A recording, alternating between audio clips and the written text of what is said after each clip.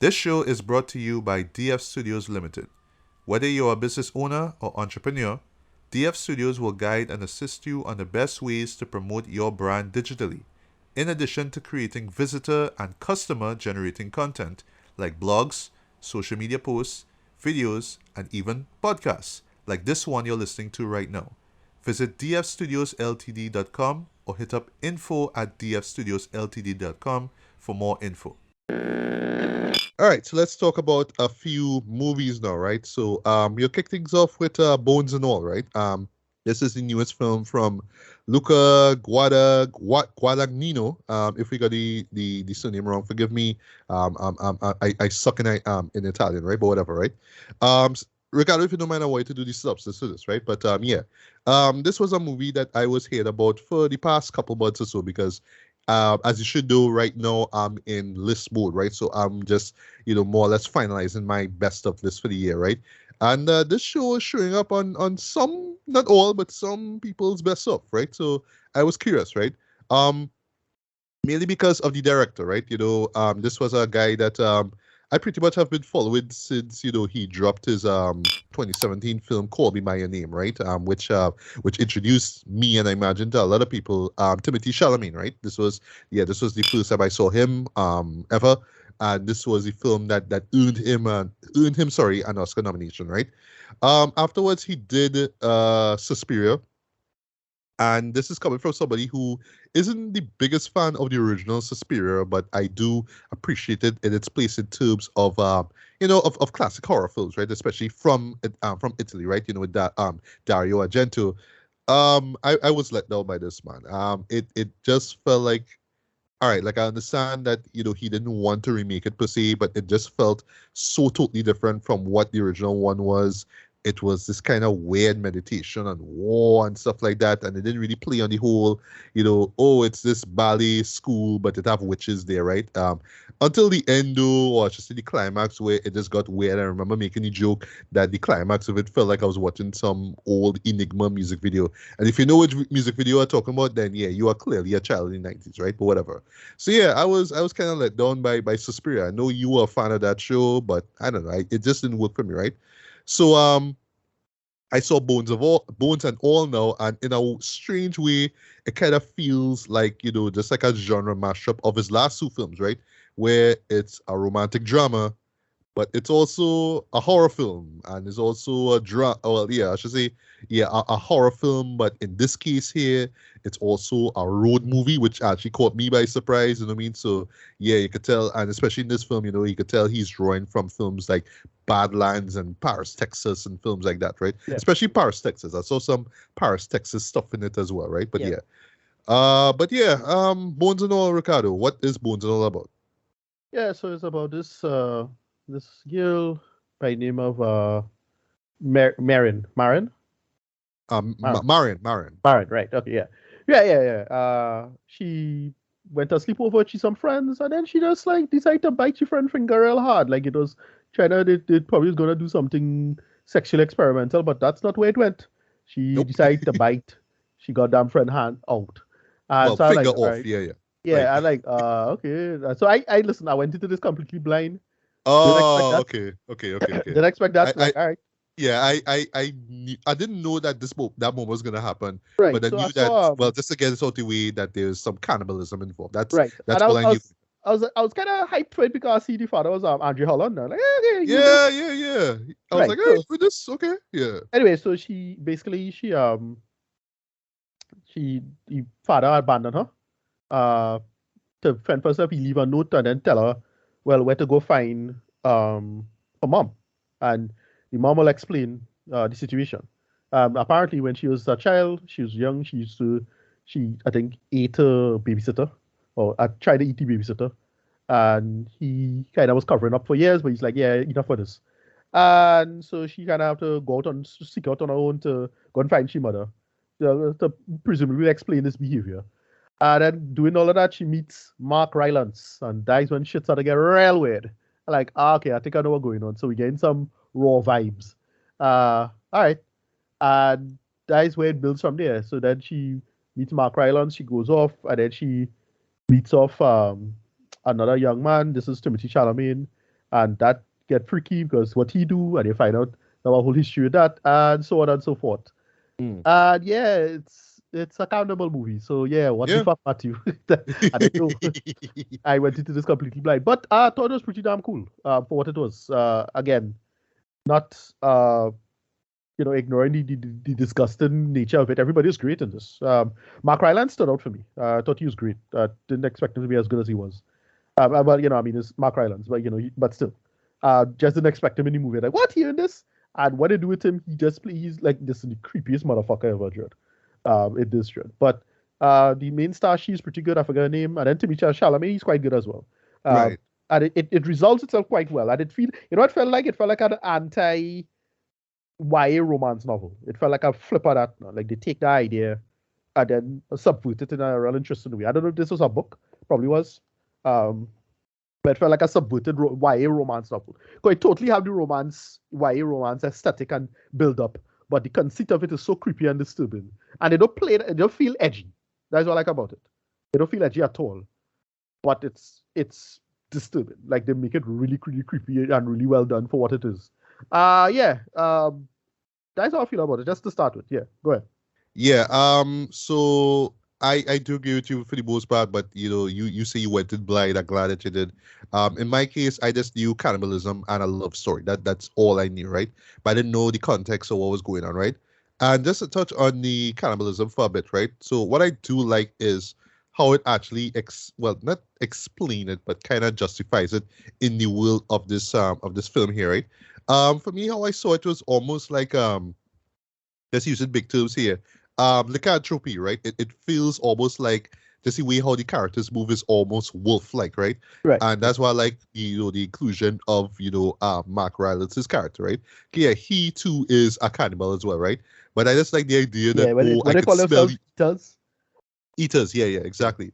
Yeah, the idea that I could smell you, Yeah. or I know this person going to die. You know what I mean? That's real wolf stuff there. Yeah. Yeah. And but Mark Rylance, by the way, yes, he is the standout performer in this. Though he crushed it in this. He was great. He was creepy AF, boy. But it totally works. So it totally works in terms of the character. And how I saw him was, yeah, like this lone wolf, like a literal lone wolf who has been doing this for years. And when I say doing this, it's kind of set up that it's kind of against their control. So it's not like it's something that they could wholeheartedly keep deep rooted. It's just like Yeah. if the urge comes in and they feel that they have to feed, they will do that. They will attack somebody and do that, right? So it's like that, right? But here with him now, it kind of feels like, yeah, he's this lone wolf now, and he needs like a pack now. At least he needs someone to roam with, if you will, right? And it just so happened he run into Baron what he's smelling, literally smelling, right? First red flag right there, right? And yeah, he just got touched real quick there. You know what I mean? It's like, yeah, she like me, and I could tutor, I could mentor her and show her how to survive and all that kind of stuff, right? So you just thinking, all right, I could be the alpha male in this whole thing there, you know what I mean? But then this actually a great moment actually. I actually like that she does it. Yes, she run away, like literally the day after meeting him is just like, nope. And she just runs away, and then eventually runs into Timothée Chalamet's character, right? He plays Lee, by the way, right? And with Lee now, again, he's a loner as well too. But in his case, it's just like he just want to survive. You know what I mean? He actually has family. Well, they say he have a mom, but we don't see the mom. We actually see his sister, and they never really say if the sister is a eater as well too. I kind of doubt it, right? Yeah, if it's one thing, they could have at least kind of clear up. You know, I assume the gene with this whole eater stuff, like who gets it Right. or whatnot, right? Because yeah, similar to Raw, I'm glad that you brought up Raw now. Yeah. It's justified that they actually see it, that they actually show it actually, that Maren got it from her mom, right? They actually saw, you actually see her mom actually in it as well, right? And yeah, who played the Chloe Catherine? Sevigny Yeah, shows Chloe up. Sevigny, yeah. Yeah. Although you don't see too much of her, but yeah, Yeah. that moment did stand out in more ways than one. That's all I will say, right? But yeah, she owned that performance, right? But yeah, I do like I do find the whole eater mindset to be real intriguing, right? Even though they Yeah. don't really explain it too much. But again, I see it more of like a wolf kind of thing, right? And even the way how they move, just going from place to place to place, is very wolf-like as well, right? But yeah, Mark Rylance is creepy as hell in this too. Uh, I know he just they're like, all right, well, he just have a bit, and okay, that's it. We can see him again. He just focus on, Baron and Lee, right? And then he might just show up again, where then Yeah. that just led to some of the most uncomfortable moments in the show, where, but I will lie, Mark, like, he just played that performance down so well, Dred. He's a character that you love to hate, boy, but you just admire how creepy he is. Though. He really sold it, right? Um, Taylor Russell, who plays Marin, right? I could recognize his face actually, right? But I did see a film that, or at least a series that she appeared in, Lost in Space. She was in the Okay. Right. Netflix Yeah. Lost in Space, but Yeah. I only watched the first season. I never watched the last two, so I don't know if it was any good or not. But whatever. Right. But yeah, she literally held the show on her shoulders, man. She was great. You see her vulnerability. You see just how her naivety at times as well, and you can just see how, yeah, what I mean, she didn't want to be in this position. She doesn't know how to what to do with this, addiction, if you will. Um, the mere fact that she parents turned she back on she, you could tell how, how that kind of add to the chip in her shoulder already. I could see how she actually like connects with Lee as well, right? I actually did find, sorry, that Taylor and Timothy, have great on-screen chemistry together. You know what I mean? Lee, of course, just being this rebel like kind of character, but eventually warms up to her, right? I mean, as far as a road movie go, yes, you've seen this before. If you see stuff like, say, Badlands or, Bonnie and Clyde, Right. it's like that, right? And they are like that, right? They're on the run, literally, because they are cannibals. And also there's this nice bit involving, characters who kind of, and they bring up the whole bones and all thing, right? So yeah, you have literal cannibals hunting each other down, right? So I didn't expect to see Michael Stuhlbarg in this as well, but when he Right. showed up, Yeah. yeah, I was like, okay, this real interesting though. Like, this is the idea that, yeah, to have guys who do the same thing, but they won't hesitate to kill their own, right? That was real cool actually, right? They actually made for a pretty creepy moment, right? But what I would say though, in terms of the genre mashup, I think that it was very well handled, right? Because yes, while it is primarily a drama, and ever so often is a romance as well too, right? Yeah, I mean, if you're a romance junkie, you'll get the heartwarming moments and the moments involving the two are sweet and whatnot, right? But essentially, it is a drama we get here, and not entirely a horror. Although I will say the third act in particular was pretty horrific, right? But just how they were able to balance the genres and tones, I thought was very well handled as well. I thought that also the direction was great. Luca really knocked out the park with direction. Cinematography was great as well too. Yeah. Because I mean, it's a road movie, so you have to see, yeah. I mean, the cinematography game had to be on point when it does that, right? And again, the stuff that we see before, so they hitch a ride, they go from place to place, right? They do this really cool bit where you're not, like instead of seeing the actual spelling of the town or the state that they go to, you see the shortened version of it, right? So like say Virginia, you'll see VA. I thought that was like a pretty cool, visual, setup there. I thought that was pretty cool, right? Um, the music caught me by surprise, but I didn't know my boys, Trent Reznor and Atticus Ross work on the score, but you're like, Okay. what? Okay. Because, it has their, like, they will use these strings and whatnot and make, make it sound real emotional and whatnot. But every so often, they'll throw you some kind of off-putting, kind of weird, kind of jittery kind of music that just make you feel uneasy. Like I was hearing it though, but I was just more invested in the film. I was really thinking about who composed the score, right? But when I saw the names at the end, I was like, yeah, it's them. They do that. They do that so well, right? So yeah, they came through with a great score here, right? Um, what I would say as far as just a few gripes. Similar to Suspiria and similar to Call Me by Your Name, it does run a little too long at times, right? And this is like a 2 hours and 10 minutes, right? Even though I didn't mind what was going on screen, it did feel like it did drag at some Yeah. points, A little bit. especially Yeah. in the Agreed. second act. I felt like it kind of drag a bit. And also too, I forgot to mention, while I do appreciate the ending, right? The final image is great, right? While I do appreciate it and what they're trying to say there, um, I am a guy who loves closure. I want to see where characters end up at the end. I wanna leave the show knowing, oh, this is where this character is gonna be, and they kind of Right. just stop the story at a point. It's actually a really impactful, really emotionally impactful moment where the film stops, right? But I want to see what happened to the character. That's all. That's all I'll say. This Right. kind of stops, so we don't know what is going to be the future for this character here. And it kind of sucks because I want to see, you don't just stop the show just so because, well, things happen, right? I felt that was that and they could have still have the shot at the end, but they just say, well, no, movie done. So yeah, all right, that's it. Right? Yeah. But other than that, though, just to get to rating here now. I really enjoyed this, man. I don't love it, but I really did enjoy this, man. And I would say I enjoyed this way more than Suspiria, and it kind of remember why people were so enamored by Call Me by Your Name. It kind of feels like Right. a mashup between those two films in terms of genre, and it absolutely works, right? I'm just glad that Luca and Timothy reunite and they work on this because clearly you could tell that they just work well together, man. And I don't know if they'll make any more films in the future, but I will be on board to see what they do next, man. And of course, Taylor Russell, shines in this as well too. She really holds the showdown very Yeah. well, right? And despite the subject matter, which will be creepy and disturbing for some, I didn't come out of it feeling like, entirely disturbed. Like I could still watch it. Like in your case, you went in blind, so yeah, it was easy for you to get freaked out at points, right? Or disturbed at some points, right? But on that though, it's not the most shocking or subversive or even frightening horror film you will Yeah, see it is. this It is year. my It's main not thing. like that. Yeah, no, my main thing is that it wasn't edgy. That's my main thing. It doesn't try to be Oh, edgy or fear exactly. That was my main concern, and it didn't. It ultimately, yeah, it was gross. I mean, whoever well, yeah, of course, yeah. do them costume stuff was brilliant. They had to Yeah. probably get a award or two. Yeah, yeah. Well, we're good thing to bring up that too. Yeah. There's some great VFX work in this, Yeah, some great visual effects, some great practical effects. I right. assume on this as well too, right? And I Yeah, forgot to mention too the setting of it as well in the late '80s, right? I have to give props for Luca because he gave the film a kind of a slight indie cinema vibe to it too.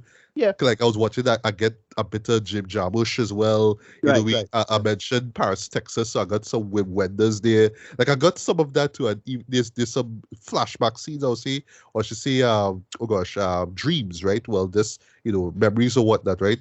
And yeah, I was getting some 90s indie vibes from it too. I was like, all right, I like that. That's cool with the whole 60 millimeter kind of vibe to it. I was like, all right, that's cool, that's cool, that's cool. Oh, I forgot to mention one last gripe with it before I get to the rating. They use a couple of narrative devices, and I felt like they were kind of like just derivative there. Like I understand you have to explain to the audience what happened or why the characters the way it is, but I felt like by now it's a kind of played out trope. You know what I mean? It's just like I don't want to say what it is, right? But it's just when you see this like. I understand in terms of the setting, in terms of where the story is set, but it's kind of a played out trope by now. But yeah, I don't know, right? But it is what it is. But yeah, I enjoy this. Rating wise, I'm gonna give this a decent 4 out of 5, man. This really stood out to me. And what I will say in closing though is that I could see this showing up on future best horror films. I would say like of the 2020s. I would say this is one that will be mentioned, man. And this is one that, as far as horror movies go, yeah, will be remembered for just being so unconventional and different, and most importantly, heartfelt. 'Cause, yeah, at the end of the day, despite the whole blood and flesh and all that kind of stuff, it's a really heartwarming story, I must say, and heartbreaking in some points as well. So, Ricardo, final thoughts on rating. yeah. This one just felt like it felt like a subversion of. I don't know if this is an actual book. It probably is. But it felt like a subversion of a YA novel in its own way. Well, funny enough, it's actually based off of a novel, actually, and Okay, in terms right. of why you're right, it does kind of feel like an anti-Twilight, in a Yeah, way. yeah, Yeah, yeah. Exactly. Right. It feels like a subversion of that. It doesn't feel. But it doesn't come across as edgelord or it needs to point you in the face that it is one of those. No. They just tell a solid story and make it work for what it is, especially in terms of her arc, the girl's arc, and the stuff with the mother. I thought was solid stuff. Going yeah. forward, But you didn't mention Timothy Chalamet. I know you're not a big fan of him, but well, what you thought about his I performance? listen. I'm completely nonplussed by him, to be honest. Like he's like, whatever. Like he's just that guy. Like I get why he's popular, but none of that appeals to me. So it's like, all right, whatever. He's an okay Right. actor. He's a Yeah. okay, yeah, he's an okay actor, but I ain't really get nothing from him yet. Yeah. The same way Barry like He's man. not he's not young Leonardo DiCaprio or something. I don't even get that from him either. But it's not Right. like he'd do anything for me to blow me away, anything. So it's like, all right, fine, it's fine. He was good Right. in this. Mm. He was good. Like he wasn't great. He'd nothing to write to him about. I actually liked him more in Call Me by Your Name, to be honest. But yeah, it was pretty solid for what it is, and they make it work. Yeah. Rating, what the same out of 10. It was decent, with more time. I dug it. Yeah, moving on. All right, cool. All right, so let's talk about the elements for a little while, man. I will talk about Fire of Love. This was a documentary that I was genuinely excited for because just what it was about, man, just how fascinating the subject matter was, right? So what it's about, right? It centers on the real life couple, and they both volcanologists, right? Katia and Maurice Kraft, right? They from France. The show actually explains how they met up and whatnot. And yeah, they are just super fans of volcanoes, right? They are literally obsessed with them. They will go to different countries and explore them and study them and whatnot. Document them, of course, and while later on they'll actually like make films and whatnot, right? So this film here, this documentary here is I would say almost entirely is made up of footage that archival footage that they shot, right? Ever so often they would cut to say like TV footage or whatnot, like if they made appearances on talk shows and whatnot. Of course, talking about what they do and whatnot, right? But what this show actually sets up from the very beginning is that they died, right? There was a volcano in Japan called Mount Unzen, right? That erupted in 1991, right? And yeah, they were literally in the midst of it, and they died, right? And we well near the end, of course. I mean, it's not a surprise. We hear about what happened. We don't really see any like photos or footage or anything like that, but we're just told that they died at a particular point, right? But everything else is just about their fascination with volcanoes and whatnot, right? But just to jump into the review here, what it also does as well, though, although I confess, like I just wish that they kind of touch it just a little bit more. The passion that they have between each other, you know what I mean? It's Yeah. like it was well how they frame it. It was like this chance encounter, right? And it just so happens that they're just so passionate about this stuff, right? And it was like, okay, we're just gonna dedicate our lives to this. We don't want any children. We just want to go over the world and explore this and push ourselves. I want to say push ourselves. I mean, like literally go as far as they can into like the heart of these volcanoes and whatnot, right?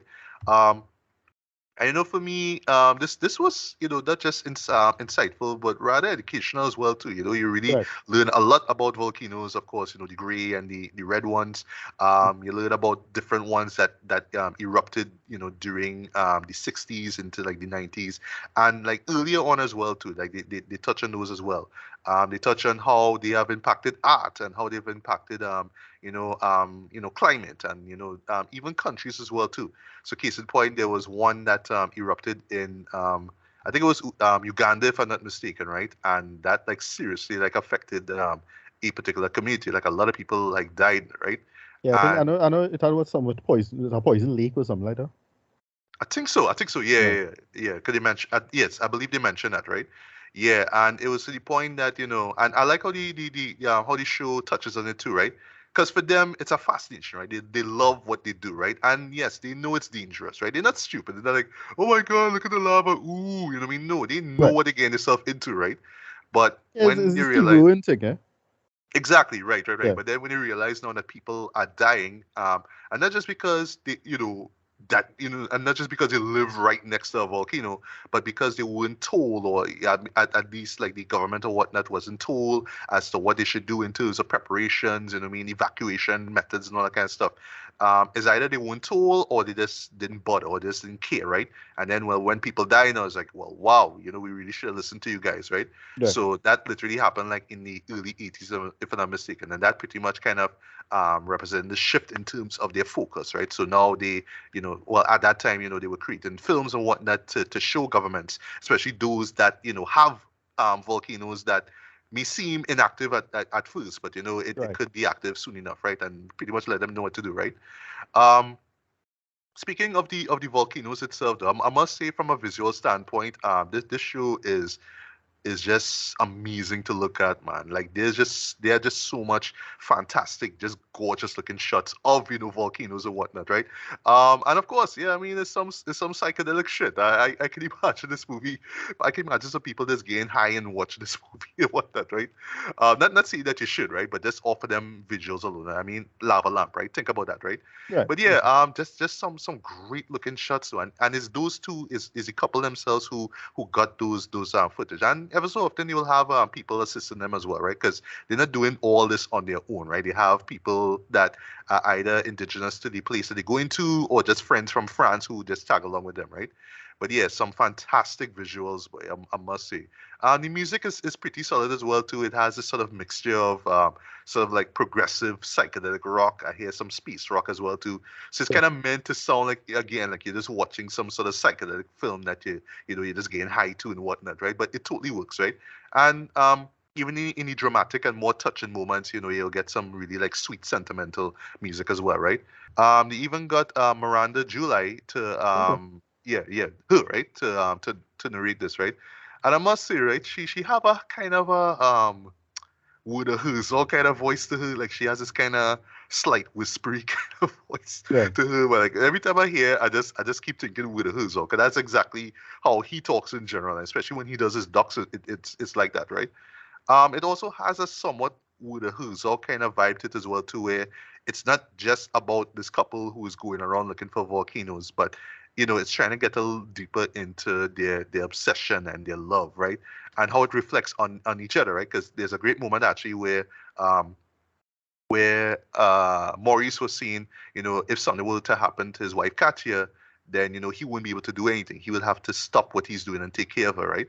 So again, they are totally aware of what they're doing. I also like how the show shows, the slight differences between the two, right? So case in point, they say that Katya, for example, she loves to take like still photos. She's always like, looking at nature and whatnot. While Maurice, on the other hand, is all about big, grandiose stuff, right? So he always shooting a lot of film and whatnot, right? He wants to get large pictures and whatnot, right? Large video and whatnot, right? So it's like that. And yeah, I mean, at the end of the day, this is just such a fascinating film, man. And I really love the fact that it didn't overstay its welcome. It just clocks in at Right. about 93 minutes. You get the gist of the story, you understand why they literally will meet for each other, and I mean that in itself is just so endearing, actually, right? I mean, literally, like they were right or die each other. They were literally like, would have died for each other, right? And I mean, it's so sad that they actually died together, right? But look at that, right? But at the end of the day, just before I get to reading here, what this show also shows, what this show does so well is just really show the extraordinary life that they live, man, right? They are scientists, so it's not like they believe in the hereafter or whatnot, but just like, all right, we here on this earth, we're seeing these volcanoes and whatnot.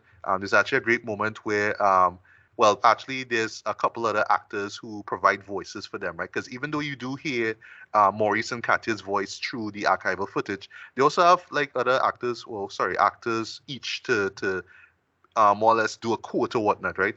I think there was one quote that Katya said where basically it's almost like, these volcanoes have these like centuries long secrets, and we as humans are just trying to peek and trying to uncover them now. And the Yeah. volcanoes are like, why are you doing this for? We should be kept secret, and that's why they erupt. It's almost like they're punishing us for actually being interested in them. It's that Right. kind of weird vibe to it, right? But when you think about it, it kind of makes sense given their mindset, right? But I will say, yeah, this is one of the best documentaries I've seen this year. Nice. I have a huge feeling that this is gonna get a nomination at the Oscars, and I'm rooting for this to win immediately, man. You don't really see documentaries like that these days, man. Especially from National Geographic films, right? I Right. think there was one that actually won best doc, right? That was what it was, wait, it was Even any climbing one. yes, the climbing one. Gosh, I forget the name of it. It was free climb or something like that. Yeah. Yeah, something along that line. But yeah, but that was also a documentary that I absolutely loved, man. And yeah, I was glad that when it won, right? And yeah, again, I'm rooted for this film to win. And even if it doesn't, I mean, it doesn't change the fact that it's still a great, insightful, educational, and rather emotional, documentary as well, man. So rating wise, I'm gonna give this a strong four to like 4.5 out of 5, man. I Nice. absolutely love this. This is gonna be in my best stuff for the year for sure. And I mean, I can't recommend this enough, man. By all means, definitely check it out. And also, at the moment, it's on Disney Plus, so you know y'all can check it out there. I don't have the National Geographic channel anymore, but maybe one day it might pop up there. So who knows? But yeah, right now, as I speak, it's on Disney Plus. So yeah, give it a look. It won't hurt, man. So yeah, check it out. Check it out. Nice.